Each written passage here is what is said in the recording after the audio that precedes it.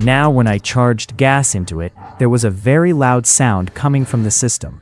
And that sound was actually the vibration noise of the discharge pipe coming from inside. So it seemed to me that the gas in the system was not circulating properly.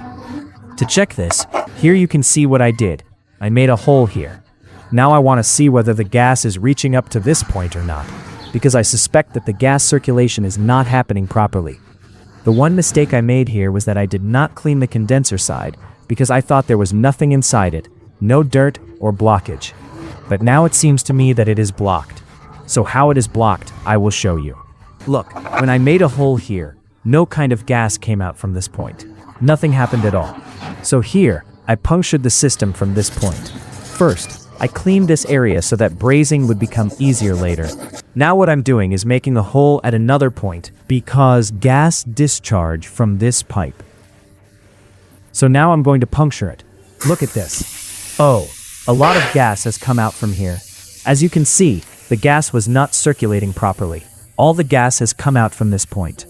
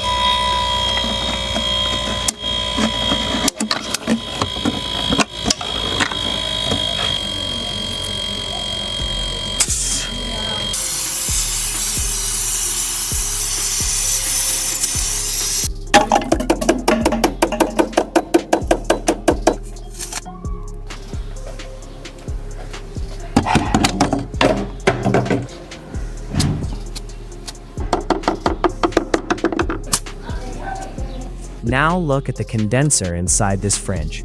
I showed you here how dirty it has become from the inside. In fact, it is blocked. Since this is a matte type pipe, it has developed rust from the inside, and because of that, it has become blocked internally. So now we cannot use this anymore.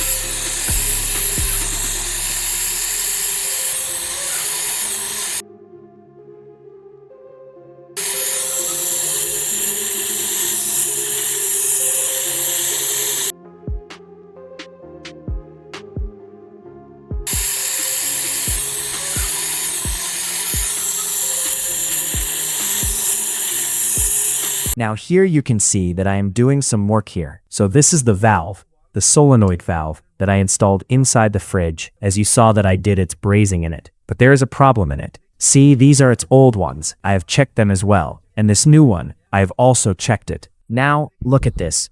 This is its wire. I apply electricity to it. Did you hear the sound? And it has turned on. But now we give pressure to it. I open it. So I have opened the pressure. Now I slowly open it from here. See, the pressure will start going up.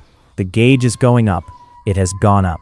Now the thing is that this red valve is open, so its output should come from here. Look, there is no pressure coming here at all.